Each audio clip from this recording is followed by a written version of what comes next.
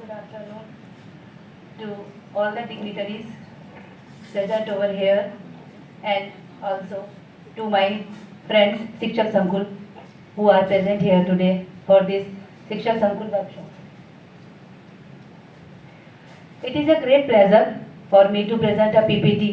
regarding Shikshak Sankul best practice under निपुण Bharat mission.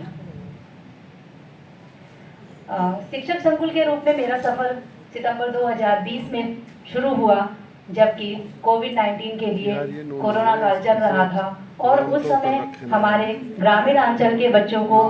WhatsApp के माध्यम से, ऑनलाइन के माध्यम से पढ़ाना एक बहुत बड़ी चुनौती हम लोगों के सामने थी। और उस चुनौती का सामना करते हुए सबसे पहले, जबकि हमारे बच्चों के पास एंड्रॉयड फोन्स नहीं थे, मैंने एक प्रयास किया जिसको मैं यहाँ जरूर बताना चाहूँगी कि हमारे यहाँ के बच्चों के पास में कीपैड वाले फोन सभी के पास थे। बच्चे अक्सर कहते थे मैम हमारे पेरेंट्स के पास में एंड्रॉयड फोन नहीं है। मैं बच्चों को कॉन्फ्रेंस कॉल पे लेती थी और 4 या 5 बच्चों की क्लास, क्योंकि बच्चों के पास बुक्स थी, सेम बुक्स मेरे पास थी, मैं अपनी तरफ से रीड करती थी, बच्चे उधर से सुनते थे। और जब बीच में बच्चे कहीं भी, मुझे लगता था कि कोई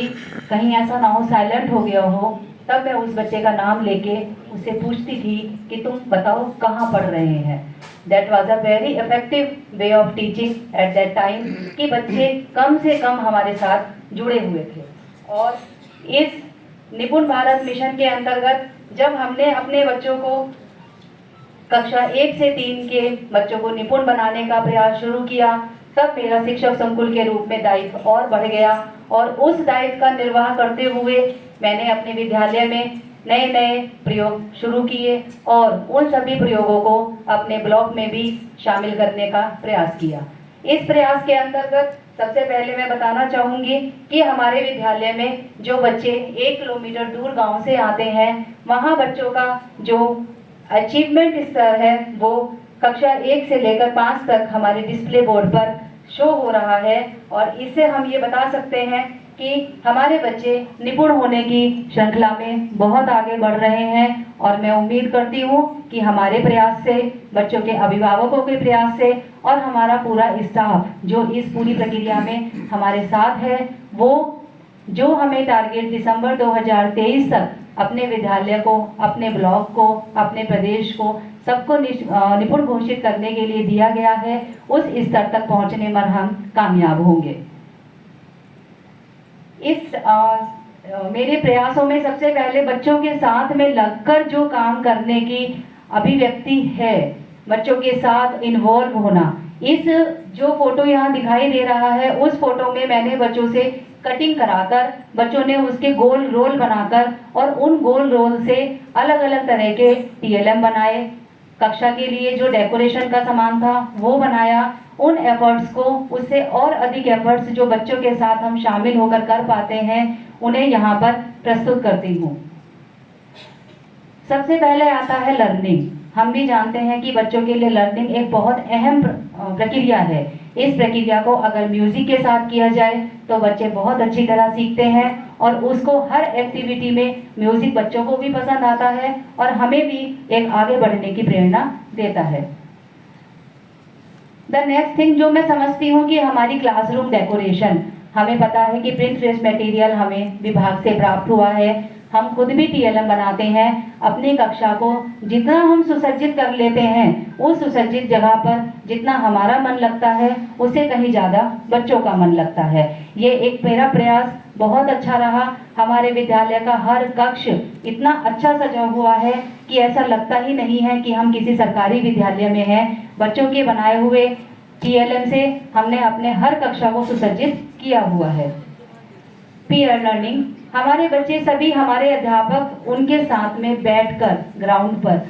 सब तरह की जितनी भी गतिविधियां कराई जाती हैं उनमें पूरी तरह से इन्वॉल्व रहते हैं। और इस तरीके से बच्चों के अंदर एक शिक्षक विद्यार्थी आत्मीय संबंध जो स्थापित होता है, उससे बच्चों में एक स्थायी ज्ञान की प्रवृत्ति पैदा होती है और बच्चे उस स्थायी ज्ञान को कभी भी नहीं भूल पाते हैं। Learning by I do, you, we do and you do, जो अभी हमने, जो हमारा की पॉइंट था, जो हमने अभी अपने यहाँ के कार्यक्रम शुरू किए, उसमें आई डू, यहाँ पे मेरे से थोड़ी मिस्टेक है, we do and you do, इसको हम यहाँ पर अभी पूनम मैम ने काफी अच्छी तरह हमें बता दिया था कि इस प्रक्रिया के द्वारा हम किस तरीके से बच्चों में शैक्षिक संपन्नता बढ़ा सकते हैं। नेक्स्ट द मेन थिंग जो मैं समझती हूँ, बच्चे अगर आउटडोर जाते हैं, सीखते हैं, तो उनका ज्ञान और भी ज्यादा स्थायी होता है। हम अपने यहाँ के बच्चों को अपने साथ के सभी टीचर, शिक्षकों के सहयोग से बाहर लेके जाते हैं और बच्चे हर चीज को, चाहे वो विज्ञान से संबंधित हो या किसी भी अन्य फील्ड से, वो अगर ग्राउंड में जाकर सीखते हैं, आउटडोर सीखते हैं, तो वह बच्चे के लिए ज्ञान बहुत ज्यादा स्थायी होता है। कंपटीशन पार्टिसिपेशन, मैं अपने दोनों सहयोगी शिक्षक संकुल जिन्होंने अपने ब्लॉक से पीपीटी का प्रेजेंटेशन किया, मैं बधाई देना चाहूंगी कि ये सभी चीजें हम शिक्षक संकुल अपने अपने विद्यालय में या अपने आवंटित विद्यालय में या अपनी एनपीआरसी पर सभी अपने स्तर से अपने अपने बच्चों को हर प्रतियोगिता में प्रतिभाग कराते हैं, और कहीं ना कहीं हमारे बच्चे इन प्रतियोगिताओं में प्रतिभाग करके ब्लॉक स्तर पर या जनपद स्तर पर हमारे स्कूल का और अपने माता पिता का नाम रोशन करते हैं। हमारे विद्यालय से भी बच्चे साइंस एक्टिविटीज में हमेशा पार्टिसिपेट करते हैं, ब्लॉक स्तर पर प्रथम पुरस्कार लेते हैं और जनपद स्तर पर, अब मैं ये तो नहीं कह सकती प्रथम लेते हैं क्योंकि प्रथम विनीता मैम के बच्चे लेते हैं, लेकिन हमारे ब्लॉक के बच्चे द्वितीय स्तर पर जरूर आते हैं। इसी के साथ कल्चरल एक्टिविटीज हमारे विद्यालय का एक बहुत मुख्य विषय है, क्योंकि हमारे यहाँ के बच्चे एक ऐसे संप्रदाय को बिलोंग करते हैं जहाँ पर